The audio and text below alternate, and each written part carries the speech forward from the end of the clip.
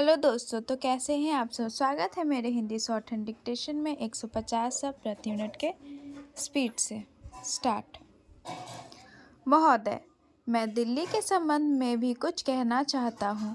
अब दिल्ली चूंकि केंद्र शासित क्षेत्र है और दिल्ली को केंद्र शासित क्षेत्र माना गया है, तो स्वभावतः दिल्ली वालों को यह आशा थी कि केंद्र से शासित होने से यहाँ पर उन्नति होगी और यहाँ के लोगों को कुछ सुविधा मिलेगी, संतोष प्राप्त होगा। किंतु मैं यह देख रहा हूँ और लोगों में भी यह भावना बढ़ती जा रही है कि जब से यह केंद्र शासित क्षेत्र हुआ है, तब से शासन में निरंकुशता आने लगी है और लोगों की ओर ध्यान कम दिया जाने लगा है। इसीलिए मैं यह कहना चाहता हूँ कि दिल्ली प्रशासन के पुनर्गठन के ऊपर पूर्ण जोर दिया जाना चाहिए और हो सके तो उसके लिए एक समिति बिठा दी जाए और उसके लिए सोचा जाए कि दिल्ली का प्रशासन किस तरह का होना चाहिए।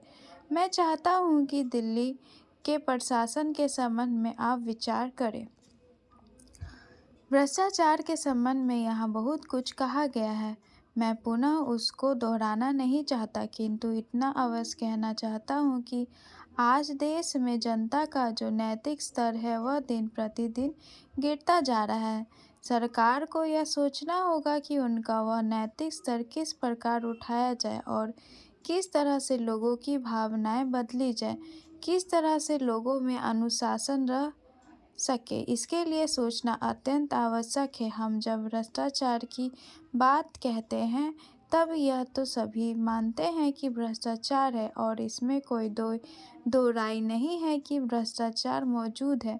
छोटे से अधिकारी से लेकर बड़े अधिकारी तक यह फैला हुआ है। भ्रष्टाचार केवल प्रशासन में है ऐसी बात नहीं है, वरन यह लोगों में भी फैला हुआ है। जब करों की अदायगी का प्रश्न आता है तब लोग दो खाते बना लेते हैं और आयकर की चोरी करने का प्रयत्न करते हैं और कर से बचने के लिए भ्रष्टाचार करते हैं। जैसे बगैर दोनों हाथों के ताली नहीं बच सकती, ठीक वही बात भ्रष्टाचार के संबंध में लागू होती है। भ्रष्टाचार के निवारण के लिए जितना अधिकारियों का कर्तव्य है, उतना ही कर्तव्य जनता का है। अधिकारियों को तो सतर्क रहना ही चाहिए, क्योंकि यह जो संसद है वह कानून बनाकर उनके हाथ में दे देती है। उसका कार्यान्वयन करने के लिए जनता और नौकरशाही को सहयोग से कार्य करना चाहिए। महोदय, हमारा जो संविधान तैयार हुआ है उसमें भी इस बात का प्रयास किया गया है कि देश में लोकतंत्र पूरी तरह से लागू किया जाए और जनता को लोकतंत्र की सारी सुख सुविधा मिल सके। सबसे पहले मैं आपको इस बात के लिए धन्यवाद देना चाहता हूं कि आपने मुझे इस सम्मेलन में कुछ कहने का अवसर दिया है। आपके सामने जो विषय आए हैं वे इतने महत्व के हैं कि प्रत्येक हिंदुस्तानी, चाहे वह किसी भी काम में लगा हो, उन पर कुछ न कुछ ध्यान अवश्य देता होगा। यह एक मानी हुई बात है कि बच्चा जैसा तैयार किया जाता है वह बड़ा होने पर वैसा ही निकलता है। शिक्षा का काम यही है कि उनको अच्छी तरह से सुलझे तरीके पर तैयार करे और उसको इस योग बनाए कि उसे जिस किसी भी काम में लगाया जाए वह उस काम को कुशलता और सफलता के साथ पूरा कर सके।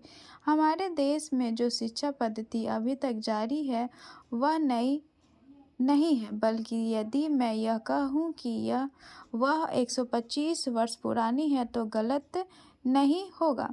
125 वर्ष पहले जिस उद्देश्य को सामने रखकर यह शिक्षा पद्धति जारी की गई थी वह उद्देश्य अब नहीं रहा, पर शिक्षा पद्धति अब तक लगभग वही है। मैं मानता हूँ कि इस बात का प्रयत्न किया जा रहा है कि उसमें परिवर्तन किया जाए, जिससे हमें अपनी आवश्यकताओं की पूर्ति में सहायता मिल सके। जहाँ तक मुझे मालूम है इस काम में अभी तक हम सफल नहीं हुए हैं। मैं तो शायद यह भी कह सकता हूँ कि उस शिक्षा पद्धति को बदलने में प्रयास किया जाना चाहिए था, वह अभी तक नहीं किया गया है। इस देश में या सभी देशों में शिक्षा के 3 भाग होते हैं। एक तो वह जिसमें छोटे-छोटे बच्चों को शिक्षा दी जाती है, दूसरा वह जिसमें युवावस्था के पहले बड़े होने तक और तीसरा वह जिससे युवावस्था के विद्यार्थी को शिक्षा दी जाती है।